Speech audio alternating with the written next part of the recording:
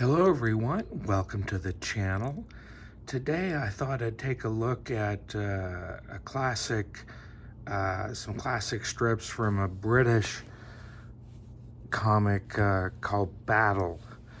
Battle was big in the 1970s and into the 80s. It was around, I think, about 13 years at the time.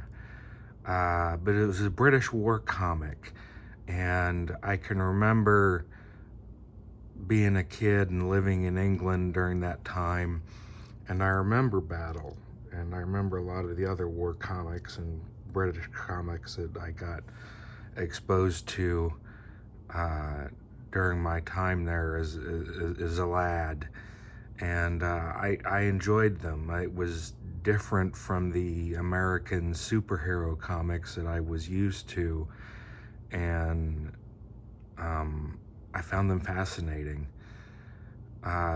This is Garth Ennis Presents Battle Classics. Garth Ennis, well, I know him from the Punisher Max series, and I know he's done a lot of other stuff as well, but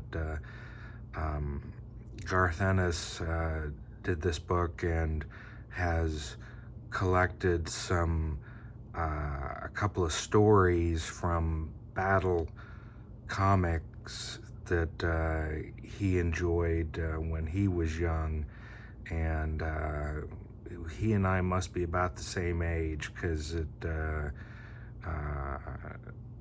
I remember this time period well and these comics, so I don't know how old Garth is, but we must be of the same era. But anyway, these comics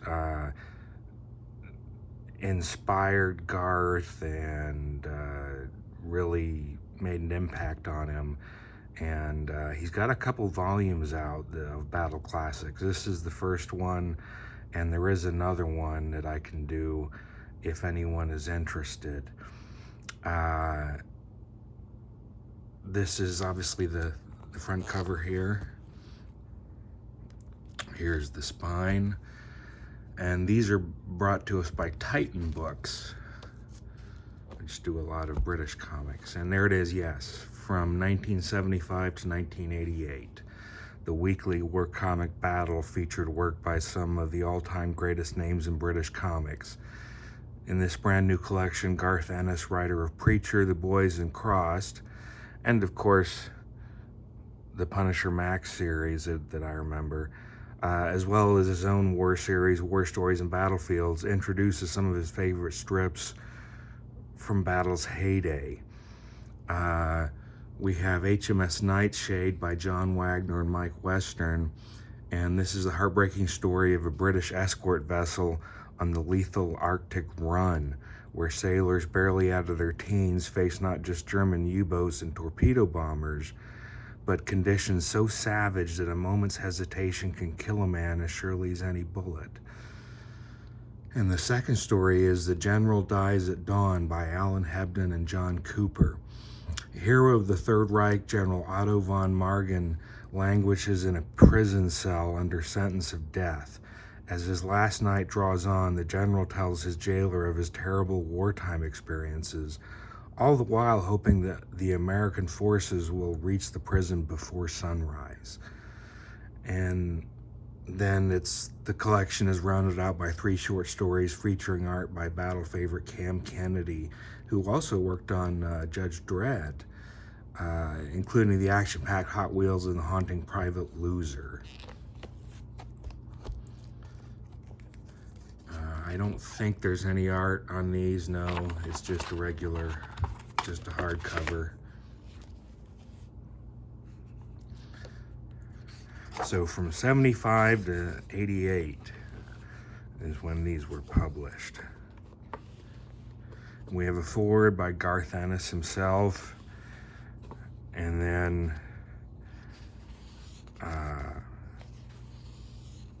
we get into the HMS Nightshade storyline.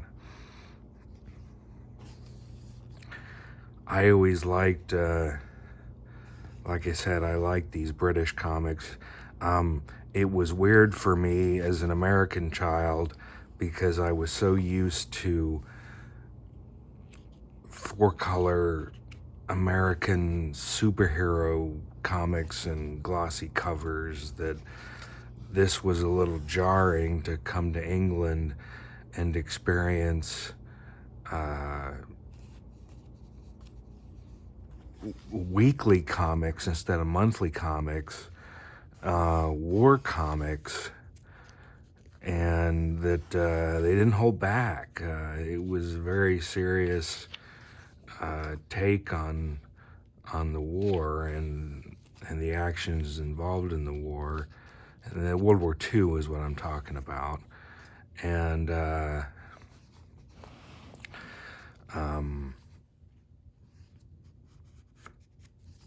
it was just strange to have everything on this black and white art and newsprint, and very cheaply done, but very entertaining at the same time.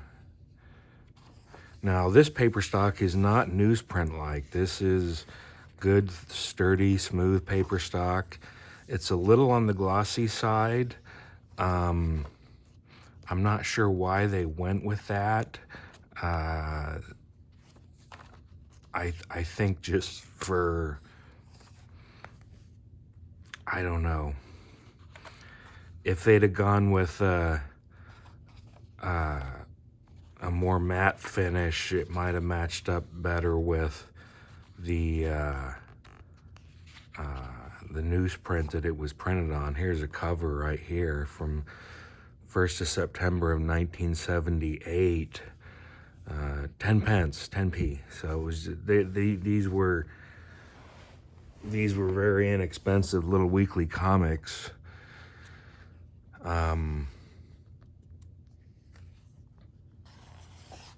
Garth says that these might not go down so well with modern parents getting comics for their kids, but he said that it did him no harm at ages 8 or 9, and he enjoyed it, so didn't do him any harm at all. So yeah, these are cool stories to go through.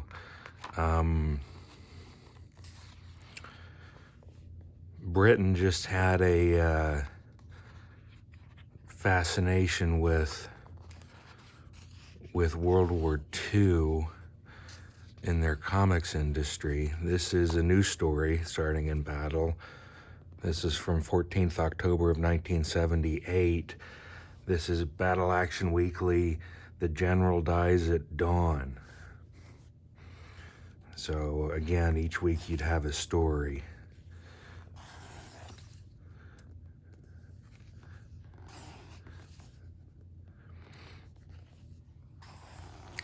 We've had war comics in America too, but they're not the same as the British ones. I actually like the British ones a lot better. Maybe it's because they were more raw and more, I don't know, maybe the black and white did something for it.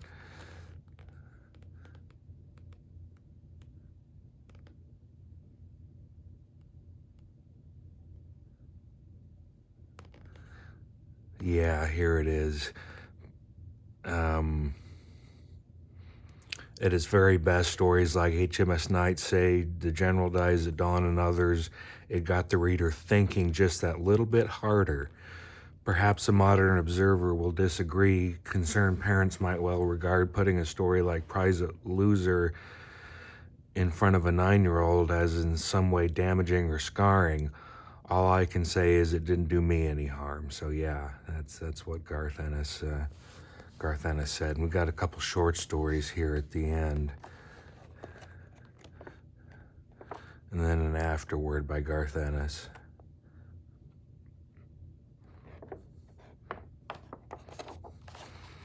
And here's an ad for another Titan Books British war series, from battle called Johnny Red. And if anyone's interested, I've got those volumes too. Like I said, I like the British War comics. So there you have it. Garth Ennis presents Battle Classics. I appreciate you guys joining me. If you're interested in seeing more British War comics, I do have some collections that I could go over if people decide that's what they'd like to see. So just let me know in the comments if you'd like to see more, and I can surely do that for you. So thank you for watching. I appreciate it, and I hope to see you again real soon. Bye.